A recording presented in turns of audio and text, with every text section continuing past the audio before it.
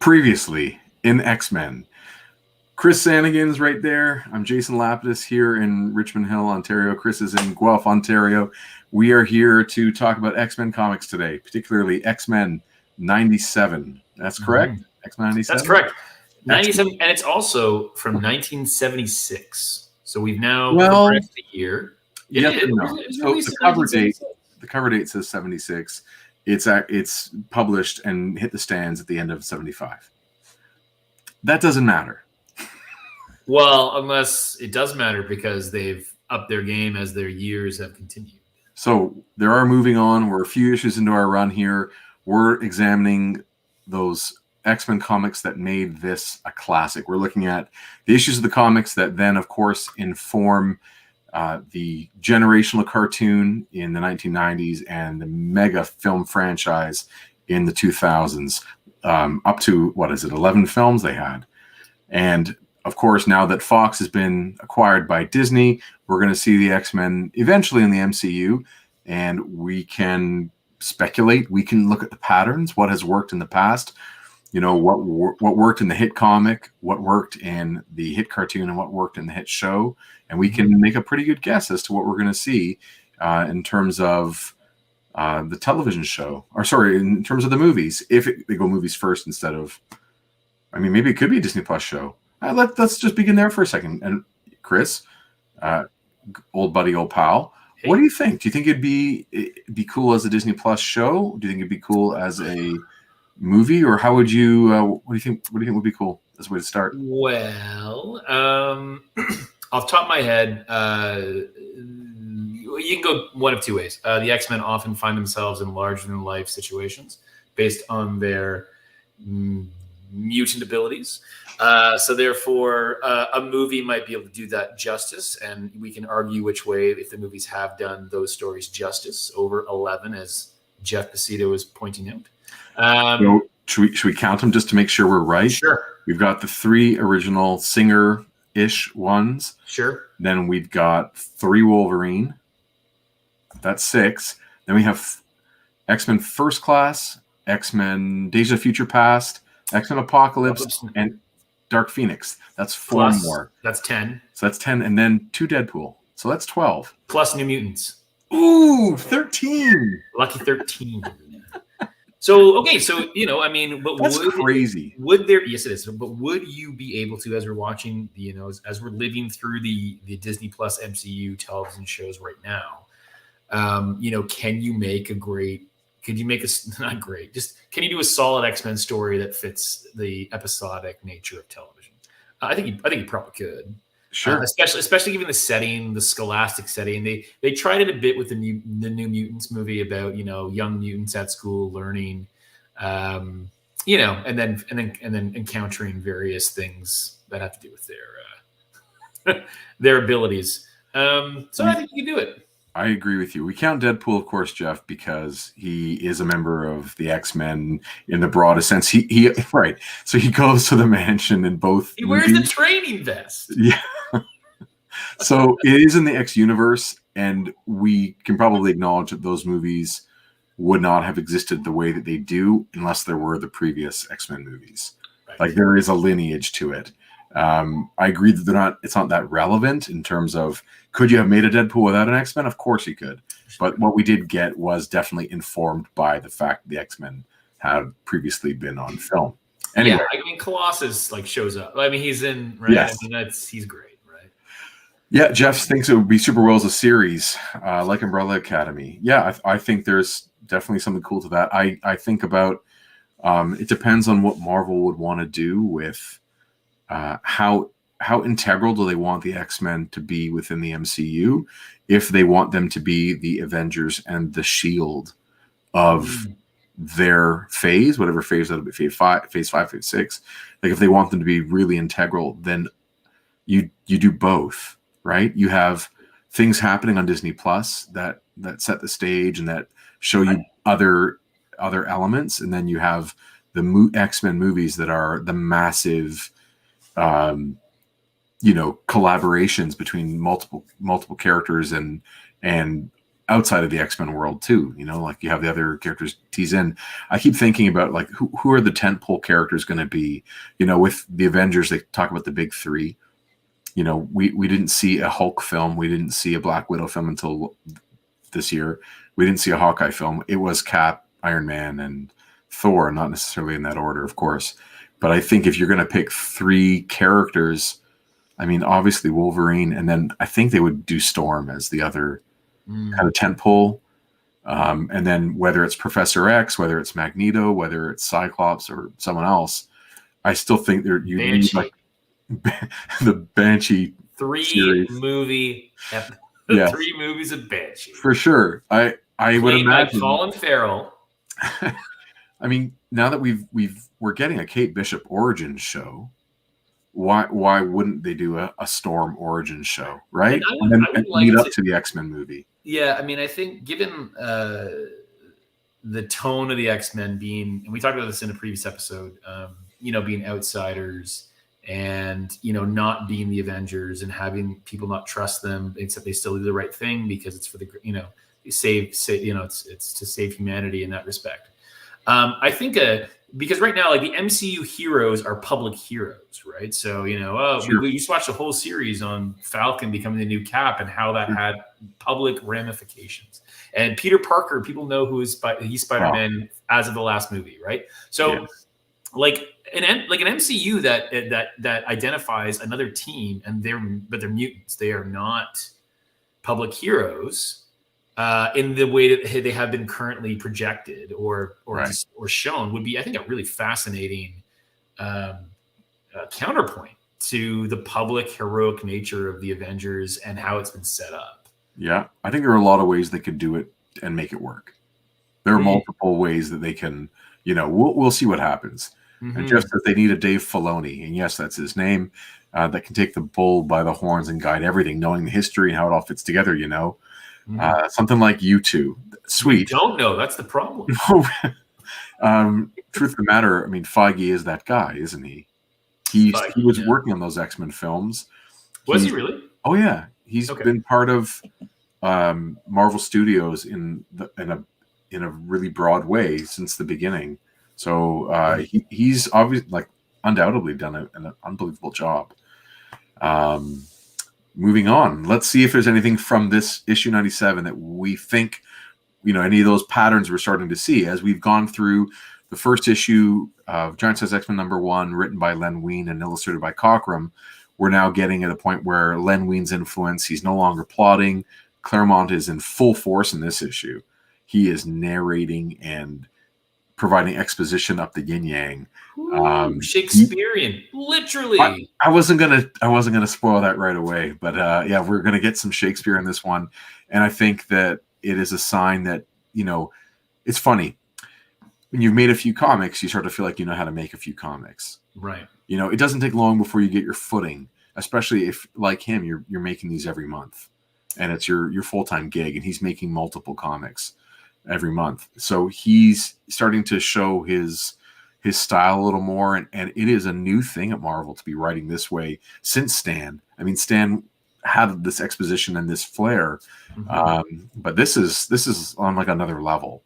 And this is one of them, to me, we'll see like examples of some of the more endearing elements of his writing and its drawback. Like it's there simultaneously. Mm-hmm. I don't know how you feel about that, but I guess we'll find out. I'm enjoying the ride so far, right? And I again, being as I mentioned before, being fairly new to this body of work, it's enjoyable to see the transition from Wein to Claremont, and it's interesting to see just again the writing flourish that seems to show up a little bit more in each issue. We're only like 5 issues in, so just you wait, man. Right, exactly. They're going to hit another gear. So while you're reading this on the amazing 90s technology of a DVD-ROM that has every issue from 1963 all the way to 2004, maybe 40 years. 40 years. So 2003, 63 to 2003. No, every issue through August 2005. Okay, cool. That's amazing. You're reading it that way. I'm reading it in the Essential X-Men Volume 1. which is in black and white, which is really cool. And I'm also reading it simultaneously in Classic X-Men, which is what I collected as a kid to help me fill in those gaps. And as I've said before, these issues of Classic X-Men are just reprint of the material that originally published in 1975, 76 as the cover date, with new cover artwork. This, by Arthur Adams, is sort of the mainstay of the series. That cover is way better than the original cover. I don't think you're going to get much debate that Arthur Adams is a better cover artist than Dave Cockrum. There's just so much. It's great. I love that's it. Like what you just showed is just, man. Yes. If I saw that in the stand beside the other, and it's also 10 years later, right? So the actual, the style is different, which is the style, right? The language of comics have shifted. Yeah. Yes, we are using DVD-ROM mix. We are. Why wouldn't we? We've got them. Let's use them. You got it, flaunt it. So I love this cover. I think it is really dynamic. It's a great cover. There are also supplementary pages, as we've talked about before, where they get Cockrum to come back, and his style has changed. But he adds in 2 pages of filler that flesh out scenes that it's filler. It isn't. I'm not going to talk about them today because it's not hugely important. It's all filler, no killer. Then there is a backup, basically a 10-page backup story by John Bolton and Chris Claremont, which just explores Colossus and his mighty, mighty heart, which we can talk about after if there's time. But if not, it's okay. Check it out. It's a sweet one. But we're here today really to focus on the X-Men themselves, right? I mean, that's what brings everybody. Look at that. Everyone's out to watch the X-Men. That's what we're doing. Look at that cruddy cover compared to the one you say it's cruddy. The figures are really strong. He is a very, very, very good artist that I never loved as a kid reader because it looked old when I was reading it. I imagine if I was there at the time in 75, 76, I would have been loving Cockrum's characters. Sure. But looking, I came on to X-Men and John Byrne and Art Adams, and I mean, even JR, like those guys were artists that I was seeing draw these characters, and I never got into the Cockrum stuff, but I do love it in certain moments. I have a question about this cover. Go for it. Havoc in all black, is that just like is that not color? Is that absence of color? What am I seeing there? Is it just like, you know what I'm saying? Like it's not color. It's not colored black, is it? It looks like it's almost like, I don't know, like the non thing. Like they've cut him from somewhere and put him. I don't know. Do you know what I'm saying? I think I do. So, I think he's rendered inked completely. Like he is a void. Right. I think his costume is supposed to be like a black unitard. Yes. With strange. Do I want to say accoutrement? Like, is that the word I'm looking for that headpiece? But I'll allow you. This is, you're looking now at a comic that has character designs by a few different people that don't really match well. I find that Havoc's costume never sits well within the X-Men. It always looks odd until they change it, but then you kind of miss this old one or elements of it. I believe Neil Adams is the one who originally created that costume. And graphically speaking, you have a bunch of different characters. You need some variety. And to have a character that's kind of this has no internal lines, like there's nothing to draw in him. It's fast. You don't have to draw all the details of the character. But it really looks like it's from another world. It doesn't look like it fits in with the X-Men's aesthetic. Yeah. And then all the modern characters, I say modern from 75, they are all designed essentially by Dave Cockrum. With Wolverine as an exception, he's designed by Romita Sr. Oh, okay. Moving on. Yeah, Havoc, weird. It really is weird. I agree. Just weird. So, cool ad. We are... I don't know how steeped you are in the cartoon, but this is right from...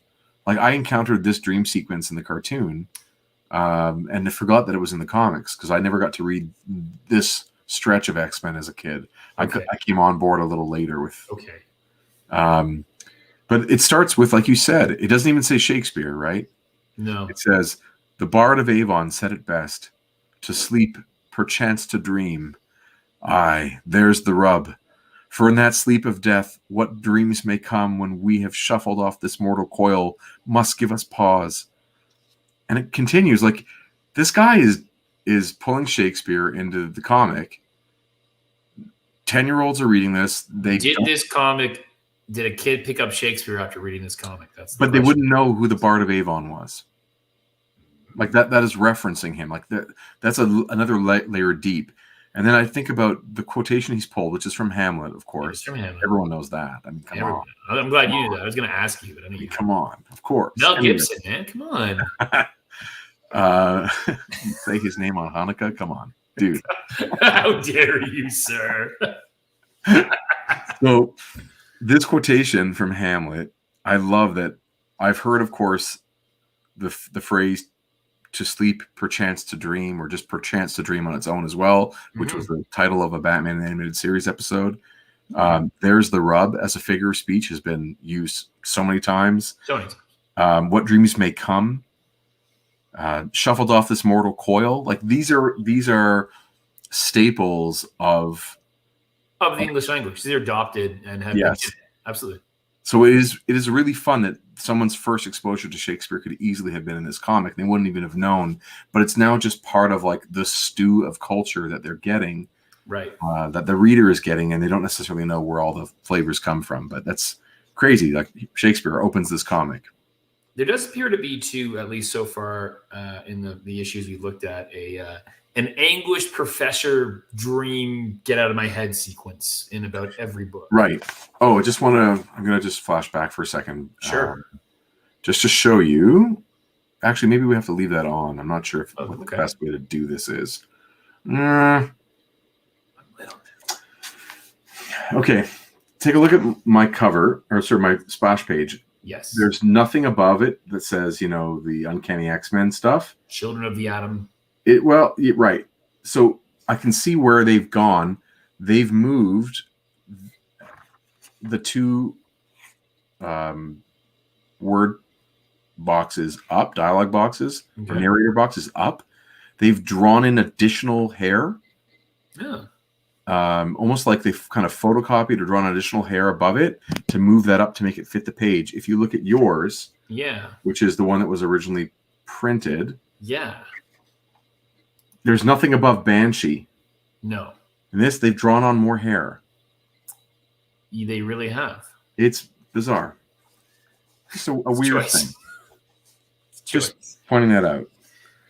So yes, Professor X is having there's like this reoccurring theme now, like this or this moment that's happened. They're building up to something. They are. And get out of my head. Get out of my head. He's having these nightmares, these visions of this cosmic battle. That is awesome, by the way. Yeah, that looked pretty cool. That is a double page splash with these inset panels. That looks better than the one I have. The one I have doesn't have any of that pink or red. Oh, really? In the flames, it's all just that yellow. Oh, yeah, this looks pretty dope. Yours, looking at it on screen, it looks really cool. So it's basically showing this. He's dreaming of this massive cosmic battle between two star fleets around a binary sun. Yeah. And there's a scout ship that's escaping, and there's a presence that is there that is getting closer. And he's had this dream before. Yes, he's having it for 100 days. 100 days. It's really, really big part of his life. He's really struggling, but it looks really cool. That's a great drawing. It is very cool. I'd be really proud of you if you could draw that. If I could draw that? Yeah, if you could draw that, I'd be really proud of you. Then he wakes up screaming. Yeah. And the dream is over, and he's thinking, it's ironic that he's the strongest brain on Earth, but this dream tears him apart at will. It's just this, he's really being tortured by it every night. Mm-hmm. And he makes his way down to the kitchen, or makes his way to the kitchen, where Moira McTaggart is. Do we know where he is yet, by the way? Does it say he's at the Xavier Mansion? Yeah, he's at the he's in the mansion. But it doesn't say that yet, does it? I don't know. I know he's there, though. I'm just assuming. We're just assuming, yeah. Well, she's there.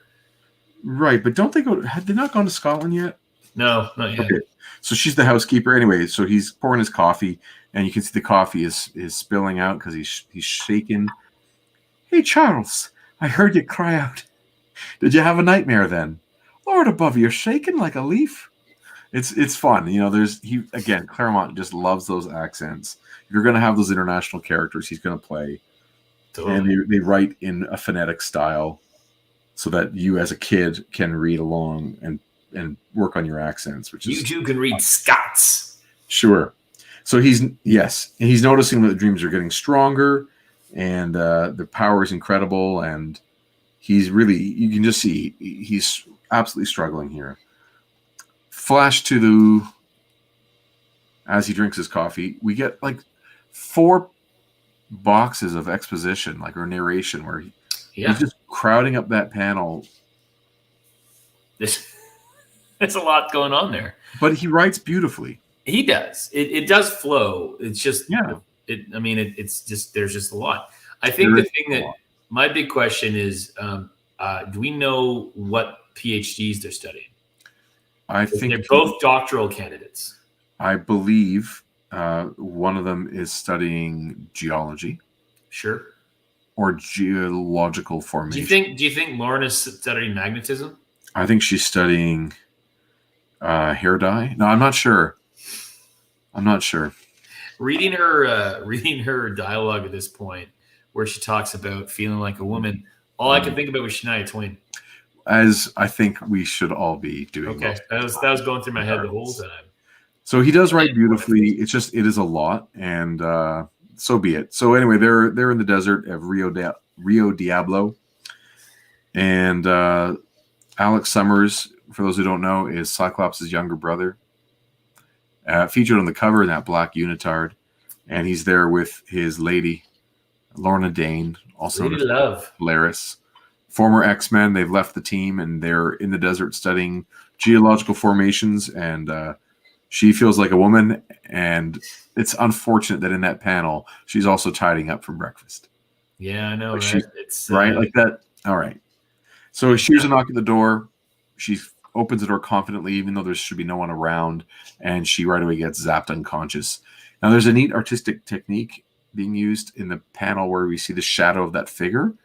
So that's not drawn on, that is stuck on. That is some zipatone.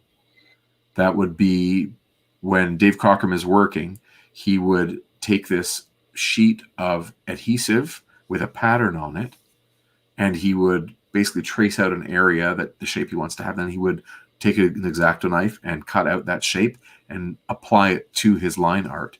And it would create that gray speckled gradient so that shadow is in place. Not leave it up to the colorist to do. And they're not doing ink wash like this guy right here. Right. So that's how they get their gray gradient, is by applying zipatone.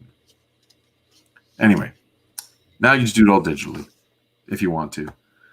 So here's where, in my issue, I get an extra page of Alex walking around talking about how much he loves Lorna Dane and reflecting on Cyclops and how maybe Cyclops resents him because he got adopted and Cyclops didn't. Oh. And then he zaps. Oh, this is why you didn't know. No. He zaps a rock formation, and he's like, brilliant. Some geologist you are, using your energy bolt to wreck the very rock formations you're here to study. Geology. That's how I knew, because I'd read this. And when they went back to this 10 years later, they're like, which loose end we didn't tie up? Yes. What are they studying? What are they studying? Geology. So right away, he hears a scream. He runs. Crocodile Dundee himself runs back to the house. That hat, eh? Lorna. And he exactly. That's good. And he sees that she is, what's with the new costume? Why did he assume that's a costume? Yeah. I don't know. It's a crazy look, but he sees that she's doing some weird behavior. She's putting away a new costume, and instantly she hits him with her powers and knocks him out. Her incredible magnetic powers. She's powerful. He's done. Yeah, he's down, and we see a figure out of the panel with a giant red leg. That's right. You did not kill him, child. Good. I also like her line about the power of death. Yeah. Power of Polaris, mistress of magnetism. Which isn't technically true because she didn't kill him, but she's like the power of death, which I apparently actually don't have because I didn't kill him, which is good, child. The youth will be useful to us when we seek our prime objective, when we seek the death of Charles Xavier. Oh, now we got something going. Now we're cooking. That's death. And it moves on to Kennedy International Airport. The greatest airport in the world. Maybe. Maybe not. I'm partial to Billy Bishop. Big fan of LaGuardia, actually. So this airport is going to play a role in X-Men in a more meaningful way as the months continue. Oh, really? Yes. So we see the X-Men in the airport doing their thing. Big, huge crowd. They're walking in a big lump. And they're always neat. Mm-hmm. Yep. Talking about him getting sunburn. Where's he going? A vacation, it says. Right? It is. We also got a Tony Stark reference.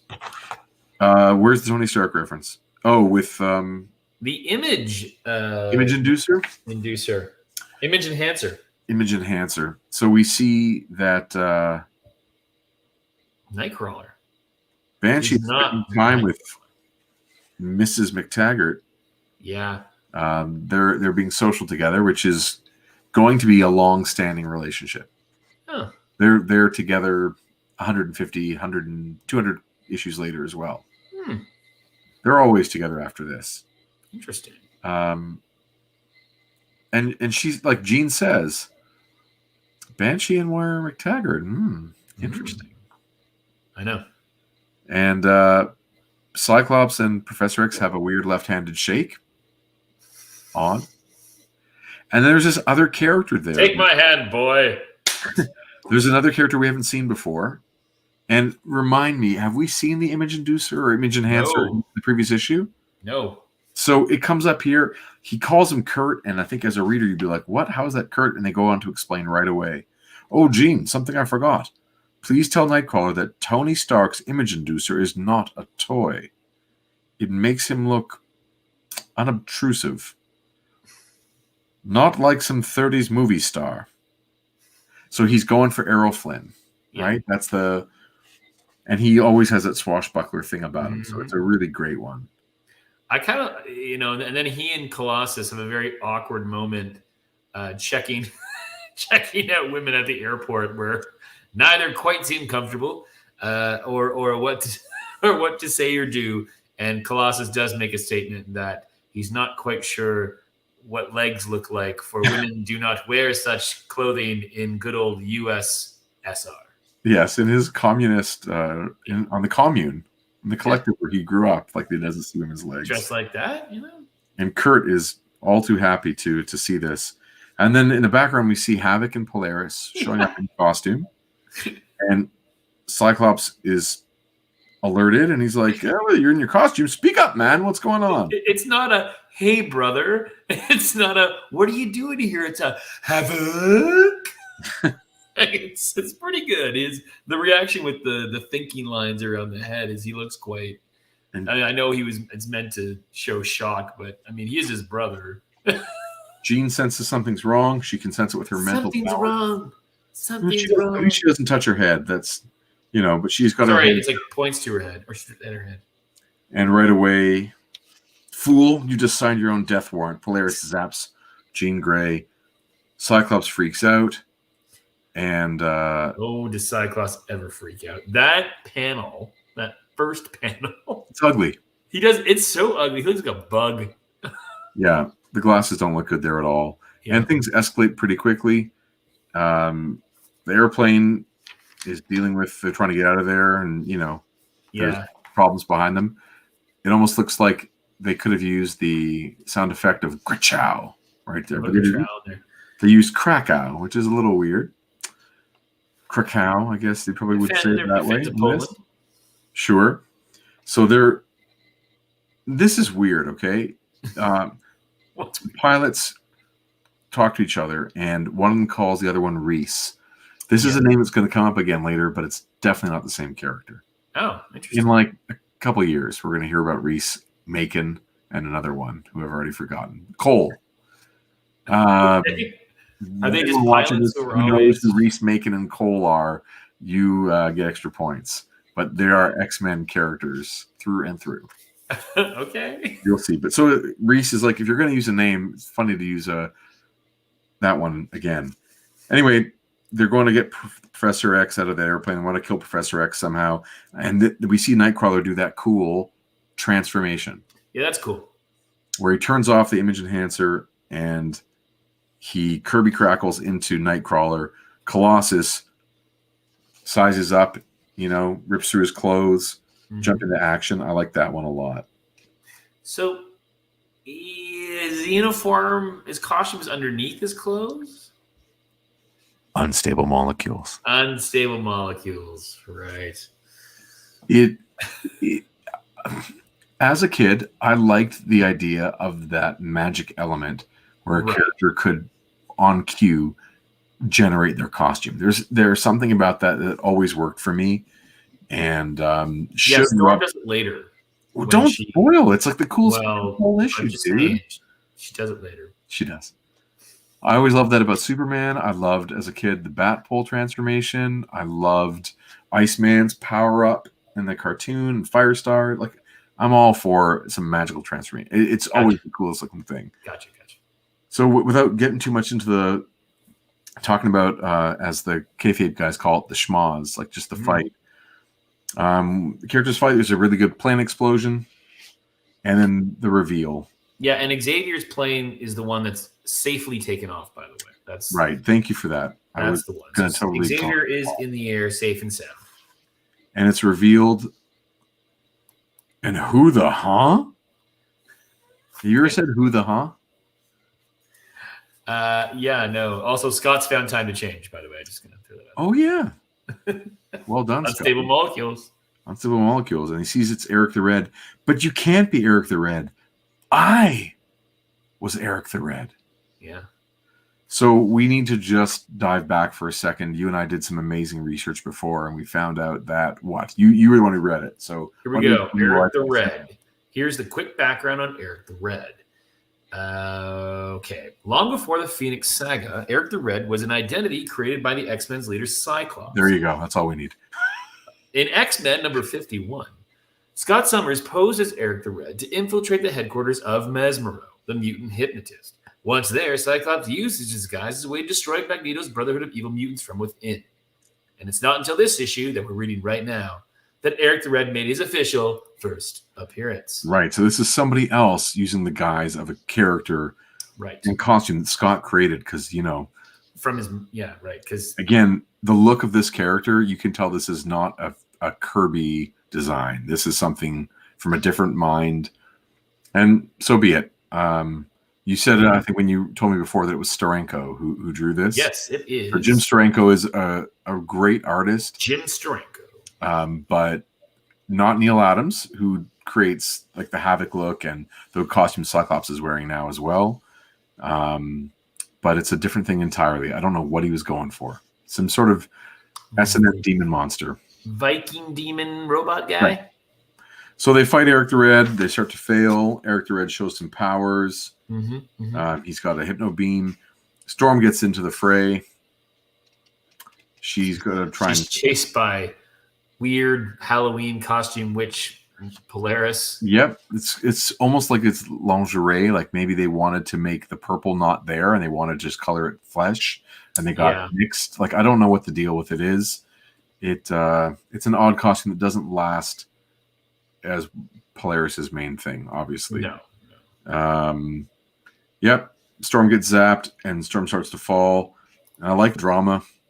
Storm, like they're bringing her up as a character, like improving her, making her more formidable. Like almost every issue, she's starting to show that she really is to be reckoned with. And of course, I love the idea that she'll call on lightning and then she transforms. It's just, it's elemental. It's archetypal, and it's time she faces Storm. Yeah, I'm all for that all the time, obviously. And I really do like the Havoc drawing in the middle, one of his face. That were like it to me. It goes back to the Neil Adams art style from the previous generation. But anyway, this is the cool thing with Havoc's costume. When Havoc uses his power and turns it on at a higher degree, you get to do this negative effect. right? And that's, I think, where from a design point of view on a page, it becomes appealing because you get to draw something very different. His power set is rendered in a different way than anyone else in comics. So I think it's neat that in that way. I don't get it, but it looks cool. He and Scott, he talks about he can't fight it. Yeah, there's no thing happening here too. Scott doesn't want to hurt his brother. Yeah, but he's got to keep him off balance. Right. So there's that inner, like that control issue with Havoc, where he's not in control of himself, and he's hoping that it'll work out. Cyclops decks him good. He does. Very powerful punch. And then it's Nightcrawler and Colossus versus Eric the Red. Yep. Which there's so what I really like about the second page and the fight here is Eric the Red throws Colossus into basically breaking up an airplane. And what I like about that is it demonstrates the scope of the kind of power and size and damage that Colossus can get up to, right? And because you don't, a lot of punching, a lot of like throwing punches, but like now we're throwing people through major infrastructure, and it's really fun. So I think that's one thing I really like about this page, and struck me, is just the idea is like, hey, now we're seeing some scope. Now we're like, you think Colossus is strong? We're gonna throw him through a friggin' airplane, right? And he's gonna have to get up from that. It's like, great, yes, let's show more of this. I also noticed that Eric the Red calls Nightcrawler mutant vermin. He does, and then he calls him an elf. Elf again. Yeah. So his friend calls him elf. That's the one that hits him hard. Not mutant vermin. It's when he calls him elf. It's like, right, buddy. All right, and then so through the airplane. Which is very cool. You're right. It is very cool. But guess what? He gets back up, and he throws an airplane tire right through it. Well, not through, but at Eric the Red, knocks him over. I love that. Like, Nightcrawler really does care much more about Colossus, and like he shows that camaraderie right away. Yeah, which is good. Yeah. And in the sky, you get that magnetic battle versus the storm battle. Yeah, cool to try and show the powers of the characters. The Colossus one also reminds me of, now skipping ahead to the Deadpool movies.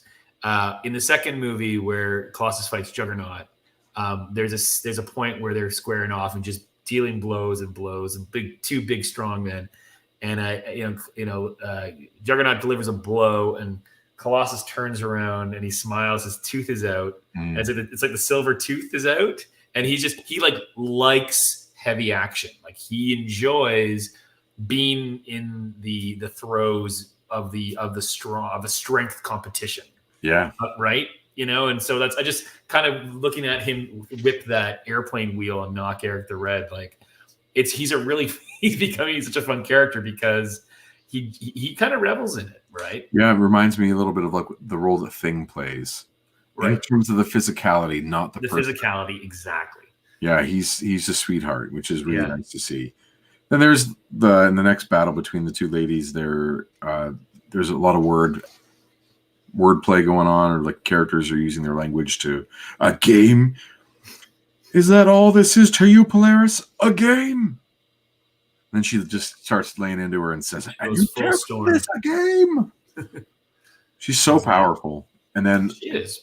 That zap, I love that hand drawing. Breaking the panel barrier and all the Kirby crackle around her.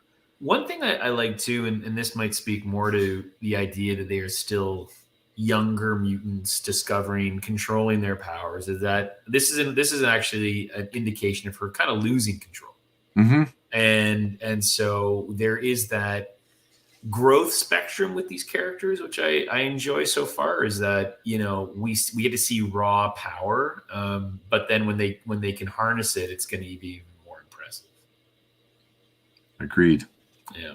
So the Summers brothers have a real problem with their ladies getting threatened and how they react. Well, we could go back to the trauma of losing their mom in a plane crash. Anyway, then Storm overpowers her. Havoc freaks out. I'll kill you all. Okay. Yep. He runs to her, and then reinforcements arrive for the X-Men. And have a Polaris to me, my children, quickly, says Eric the Red. Yeah. And they fly away with Eric the Red, still brainwashed, under his spell. And Cyclops can't shoot them. Like, he just doesn't have it in him to... It's Point Break, right? Take the shot. Take the shot. That's what this was inspired by, no doubt. Well, of course. Don't even look into the years. Don't look into any source material. You're right. This was inspired by Point Break. Absolutely. Sure. Which is then referenced in A Hot Fuzz, another fantastic film, where he can't shoot his dad and he shoots in the air. Bah, bah, bah, bah, bah. Then we get a good moment here. Mm-hmm. Do what, Cyclops? Kill your own brother, the narrator says. Oof. What are you doing, boss man? You got a clear shot at him, says Wolverine. Blast him, man. They're getting away. Blast them. That's the least Wolverine impression I've ever done, by the way. Yep. Well, Cyclops won't do it. Wolverine doesn't lay off. He keeps going. He says, that cuts it, bub. Okay, here we go. You got to throw a bub in there. Yep. That cuts it, bub. Those clowns try to stomp us. You weren't even there, Wolverine. Like, trying to stomp us. Who's us? Yeah. The guy who came in late? Yeah. And you just stand there and watch him fly away? What's the matter, hotshot? You gutless or something? Wolverine, shut up. And he's, back. That second panel is a real, it's a great, that's a strong backhanded punch. It is. He's given Wolverine. Also, like, forget about trying to be like, oh, Wolverine would have blocked. Like, forget all that stuff. Yeah. Also, I don't know if it's known that Wolverine has an unbreakable metal skeleton at the moment. Because, Cyclops would break his forearm on that. Or his hand. Of the laws of comic books. Why, you one-eyed son of a... I'm going to cut you wide open. No. Huh? You will do nothing, Wolverine. Not now. Not ever. Or you will answer to me, says Storm. And we see her ascend, right? Yes. Like, now it's... I got Cyclops' back. I play a leadership role on this team. And that is something that comes to pass. Correct me if I'm wrong. Oh, yeah. Storm does lead the team. 100 issues after this, she is in charge. She fights Cyclops for the leadership of the mantle. Yes. For the Darksaber. Without her powers, and she beats him. There you go. But this idea that they have these two kind of commanders that can play off each other is really cool. But I love that the timid version of Storm we see naked in the pool or naive in North America for her first time. It's like, oh no, this woman is a warrior and she won't take any bullshit from Wolverine who doesn't understand the complexities of the brothers' arrangement and the feelings that must be there. Storm is both strong and sensitive to be able to manage that. It was a great moment, like sticking up and Wolverine just backed off. She's one of the people that he won't fight with, right? He will not fight Storm. So I think that was great. There's respect there, right? Yes. There's respect. And then we get this really weird picture in picture. Like, to close out. So someone's watching someone watch them. Yeah, but we're watching someone who's watching them watch someone. Right, so we're the fourth person actually watching them. It is bizarre. So and we know who the X-Men are. That makes sense. We know who we are. Good question. Maybe we don't. His brother tried to kill him today, and he knows deep down that when next they meet, there will be no holding back. Brother will kill brother. Kill brother. And the horror of that day will be that they'll kill without ever knowing the reason why. And they won't be men at all. They're but merely puppets dancing on a string. What is going on? Puppets. Who is writing this? This is crazy. So we see that guy who orchestrated that plane crash. Was it last issue or 2 issues ago? Who wants to reignite the Sentinel program. And then what is that other hand? Who is that? We're going to find out. I wonder if the reader would already know. It looks like there's some sort of spider design. Yeah, some kind of spider design. It's really interesting. Next issue, the Sentinels return. Nuff said in Stanley Parlor. Nuff said.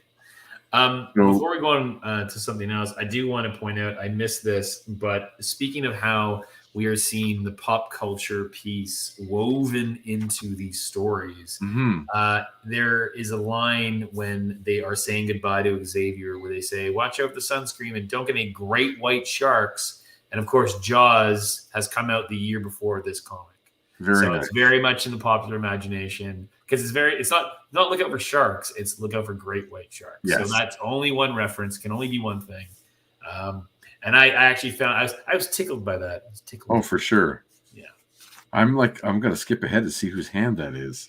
No, don't do it. Save it. Well, the thing is, the next issue begins, puts them on a trajectory that goes for 50 issues.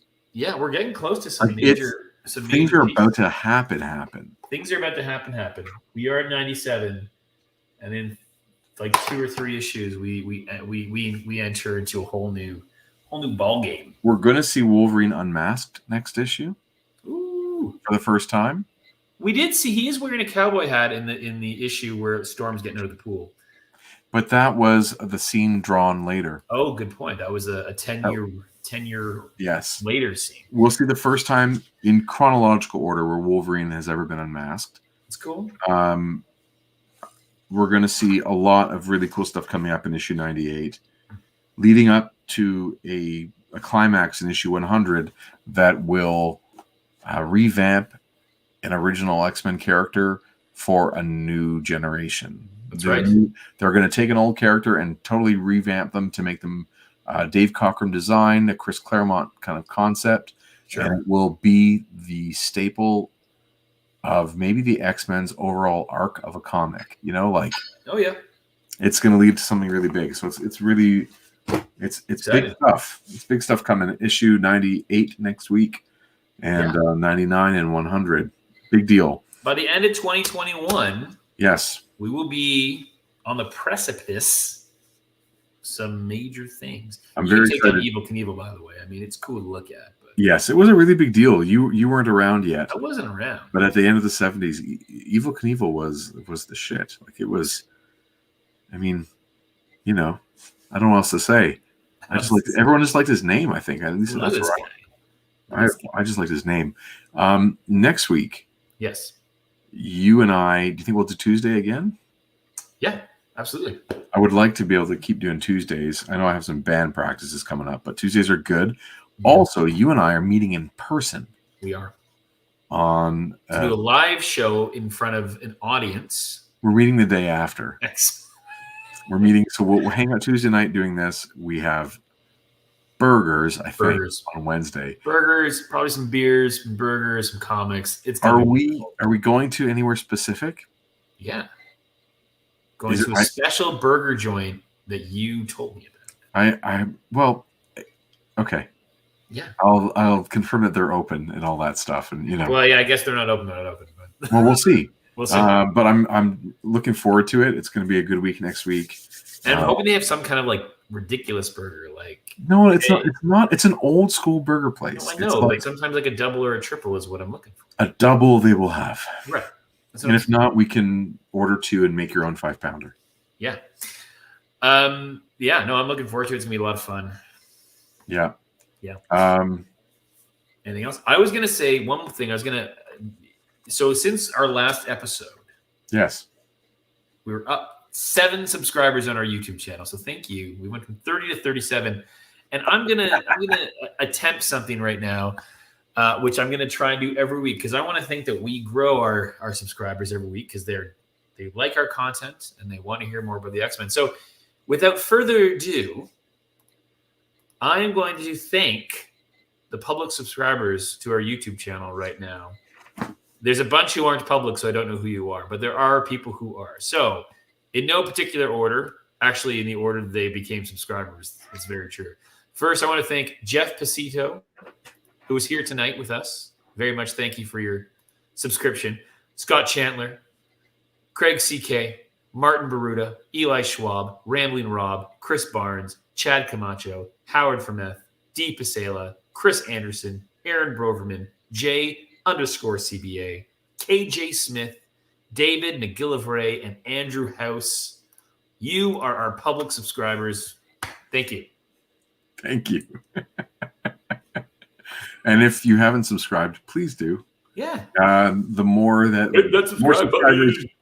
more subscribers we get, the more we are able to modify the content to raise its quality, to make a better show for all of you. I mean, even the barrier of just having 100 changes what we're able to offer. So really, it does. That's cool.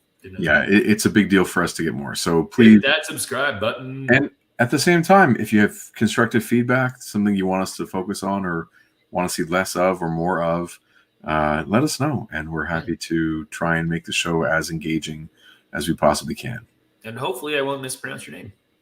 One can only dream. As well, you can support us by picking up our comics. Our group of 7 comics. This is the most recent publication is Peregrines, which is issue 7 of Group of 7 comics. And it is an action adventure tale starring 4 frontline nurses that do double duty as spies on both sides of the front lines in war-torn World War I Europe and beyond. So very exciting action adventure. Our best comic to date by far. And the next issue is in the works, and pages are on my board as we speak, which is really exciting. Yeah, there you go. Awesome.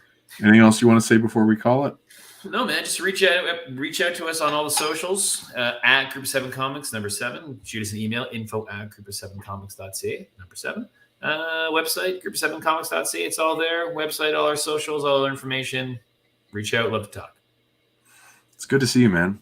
You too. I'm going to wake up early and watch Hawkeye with the kiddies before school, I hope. Nice. Other than that, that's cool. It. All right, thank you for joining us for Previous on X-Men, and hopefully we'll see you next time on Previously in X-Men. On Previously in X-Men. All right, peace out. Talk to you in 5 minutes. Yes. All right, bye.